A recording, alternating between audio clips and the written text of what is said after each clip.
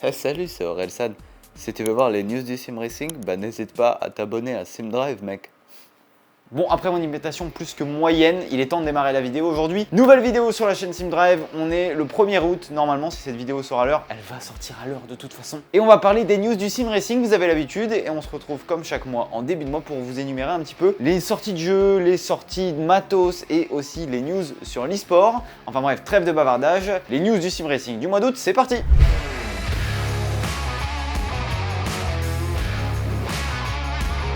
On commence, comme vous avez l'habitude, encore une fois avec les sorties de jeux et on a eu un petit peu de choses à se mettre sous la dent en juillet. J'en avais parlé un petit peu du coup dans les news du Sim Racing du mois de juillet, mais on va en reparler en août.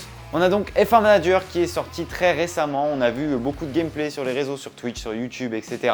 Alors pour avoir vu pas mal de youtubeurs y jouer en avant-première, j'avoue que personnellement je suis un peu déçu de ce nouvel opus. J'ai du mal à comprendre pourquoi F1 Manager ressort un opus chaque année. Si on prend la comparaison avec d'autres jeux de gestion, si je prends Motorsport Manager, du coup il n'y avait qu'un concept et qu'ils ont fait évoluer avec les modes au fil de l'année. La communauté a fait vivre le jeu. Si on prend Football Manager, eux ils en sortent un par an mais ils ont une base de données à faire évoluer incroyable. Là on parle quand même de F1, F2, F3, c'est quand même très réduit. Bon ok, il y a les livrets à faire, il y a les nouveaux châssis à faire, à remettre les transferts des pilotes, mais est-ce que ça vaut vraiment le coup de refaire un jeu? En plus en termes de features, il n'y a pas énormément de nouvelles choses. On a la visor cam, ouais.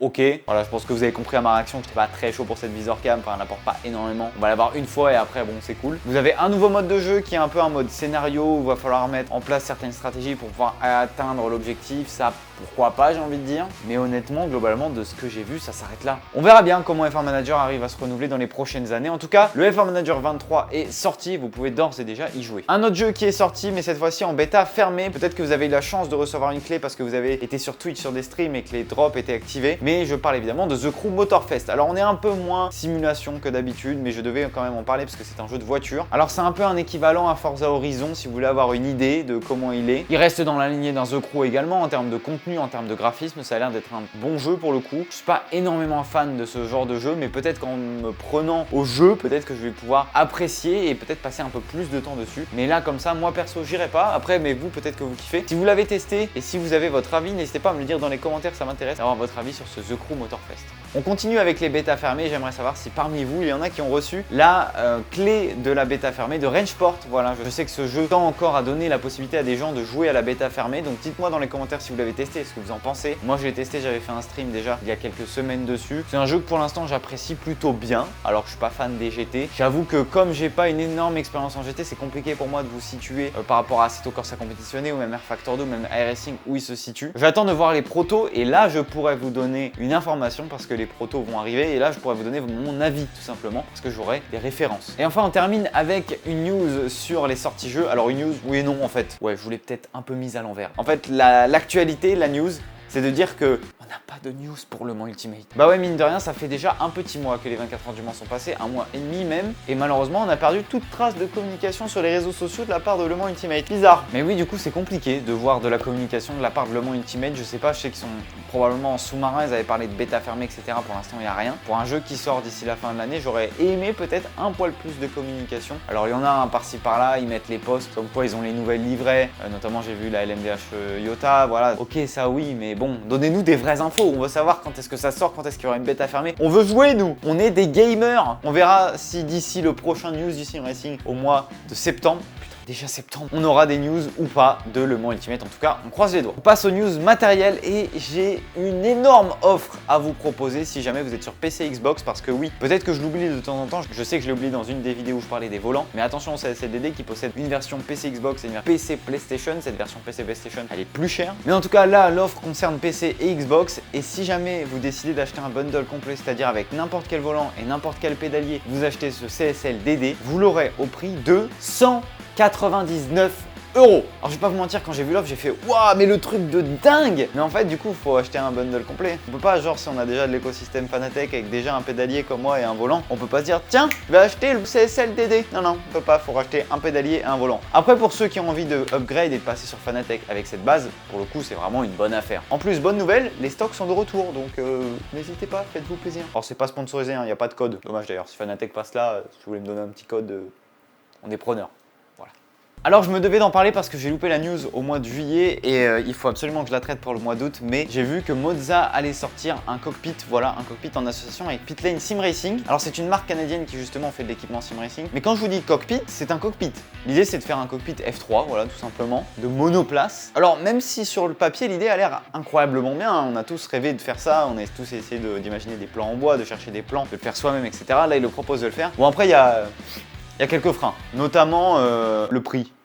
Ouais, on est quand même sur un très gros prix puisque de base, il coûte, je crois, dans les 3500 $ sans rien en plus. C'est-à-dire que si vous voulez rajouter un siège, c'est 500 $. Si vous voulez rajouter un support triple screen, c'est 1000 et quelques dollars. Enfin bref, voilà. En plus, de base, il nous montre un super cockpit Formule 3, mais d'après ce que j'ai compris, en fait, si vous voulez vraiment la base tubulaire avec toute la F3, le cockpit, etc., c'est 3000 $ en plus.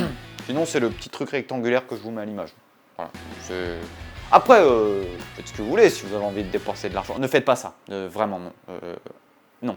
Bon, je pense avoir compris, mais si jamais je me trompe dans les commentaires, n'hésitez pas à me rectifier, évidemment, comme d'habitude. On essaye de prendre des news un petit peu ici et là, on essaye aussi de les rendre amusantes, de vous divertir un petit peu aussi. Donc si parfois je fais des erreurs, les commentaires et j'essaie de corriger ça dans un commentaire épinglé, vous avez l'habitude évidemment. Pour terminer les news matos, il est temps de passer à l'e-sport et j'ai quelques trucs à vous dire quand même. On commence avec l'actu F1 e-sport, on sait que la saison approche à grands pas, vous l'avez vu ma dernière vidéo sur Fabrizio Noso. On est fin juillet et la F1 e-sport devrait bientôt reprendre, normalement septembre-octobre, en tout cas si on suit au calendrier des années précédentes. Mais il est temps de vous parler un peu des courses de ligue qui se passent au moment, c'est toute la pré-saison, voilà tout simplement des F1 e-sport qui se passent sur les ligues, notamment PSGL et WOR. Si jamais vous connaissez pas, je fais des reacts de ces courses sur ma chaîne Twitch, je vous la mets juste en dessous, voilà. Donc soit on est en stream le dimanche à 20 h sur ma chaîne Twitch et justement en fait on fait toute une partie commentaires, voilà, que je vous fais comme si j'étais Canal+ ou Sky Sports, mais sur les F1 eSport, je vous commente tout ça, je vous explique. Si vous avez des questions à comprendre la scène F1 eSport, bah n'hésitez pas, venez sur ma chaîne Twitch et on parle de ça tous ensemble. C'est que ça plaît énormément, j'étais très surpris honnêtement, je pensais pas attirer autant de monde sur ces streams. Il y a toujours beaucoup de monde, donc n'hésitez pas à venir passer une petite tête et ne soyez pas timide, venez parler dans le chat.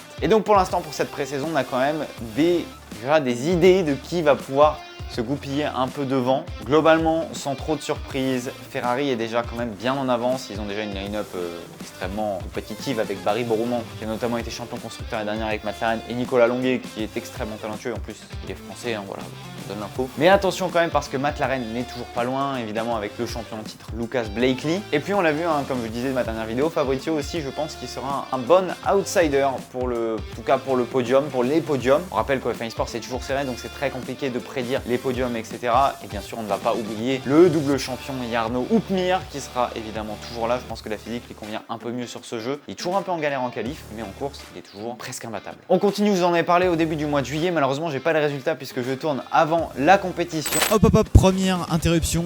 C'est le revin un peu du futur de cette vidéo et on est là le lundi 31 juillet. Du coup, j'ai les résultats de l'ESL R1 et sur le championnat pilote, c'est Maximilian Beneke qui s'impose et qui empoche donc 100 000 $ à lui tout seul, voilà. Donc très grosse performance, on a l'habitude déjà avec Beneke et il réitère aujourd'hui sur un nouveau jeu, sur une nouvelle scène, encore lui et toujours. Et puis la deuxième partie du week-end concernait la partie équipe et c'est Porsche Honda qui s'est vu remettre le trophée de vainqueur. Là aussi pas trop de changement à l'habitude, on retrouve encore Honda au plus haut niveau sur la plus haute marge du podium. Félicitations à toute l'équipe Porsche Honda et également félicitations à Maximilian Beneke pour sa victoire. Encore un très beau spectacle offert par tous les pilotes lors de cette ESL R1 à la Gamers 8 en Arabie Saoudite. Qui se passe au Gamers 8 en Arabie Saoudite, il y a d'énormes moyens qui sont mis en place, il y a eu des scans 3D des pilotes notamment, donc ça veut dire potentiellement ils vont aller dans les jeux. La scène elle est incroyablement folle. Voilà, et je me devais d'en parler globalement des résultats, mais de vous faire une petite actu et de ne pas oublier de regarder ce genre de compétition parce que ESL met les moyens dans le sim racing, ils les mettent avec Rangeport, j'espère qu'ils le mettront peut-être avec d'autres jeux, je sais pas s'il y a des exclusivités liées à ça, mais ça serait hyper intéressant. Et en e-sport également, je vais vous parler des Special Events puisque sur iRacing vient de se passer les 24 heures de Spa, donc ça j'ai les résultats, je peux en parler. Alors en première position, on va retrouver BMW Team Bank avec Félix Quirmbach. J'essaye de lire les noms, je suis désolé si je les écorche les gars, j'ai les notes sous les yeux. En deuxième position, on va retrouver Williams eSport en partenariat avec Mercedes AMG avec Carl Jansson qui finit deuxième lui à 23 secondes seulement du leader, donc des gaps quand même très serrés après 24 heures. En 3e place, on les voit faire un push depuis quelques années, voilà, tout simplement sur le sim racing, de quelques mois même. Urano Esport se place en 3e position à seulement 45 secondes du leader de son côté. Alors je ne l'ai pas précisé pour les deux précédents parce que ça me paraissait logique, BMW et Mercedes. En tout cas, Urano participait avec la Porsche. A noter aussi l'énorme Big One au premier tour. Je vous mets les images normalement, mais il y a eu un énorme crash en tout début de course et il y a eu pas mal de grabuge en plus. Et je sais que c'est un de nos Français malheureusement qui se fait pousser. Voilà, vous le voyez, la voiture verte, elle se fait pousser par deux coéquipiers. Alors ces deux coéquipiers qu'on retrouvera aussi accessoirement plus tard dans la course et qui se rentreront dedans. Voilà, on arrive à la fin de ce nouvel épisode des news du Sim Racing. J'espère que ce concept vous plaît toujours. Si jamais vous avez des idées aussi pour l'améliorer, que vous vouliez voir d'autres choses, notamment dans les actualités ou peut-être autre chose, j'en sais rien, n'hésitez pas, encore une fois, les commentaires, c'est toujours, je lis tout, j'essaie de répondre à tous vos commentaires des fois. Surtout dans les vidéos débat, il y a énormément, donc c'est compliqué de répondre à tout, mais vous arrivez à vous répondre vous-même et à discuter poliment dans les commentaires et ça, merci beaucoup. En attendant, je vous dis prenez soin de vous et à la prochaine peut-être pour une vidéo sur les news du Sim Racing ou peut-être autre chose. Ciao ciao tout le monde.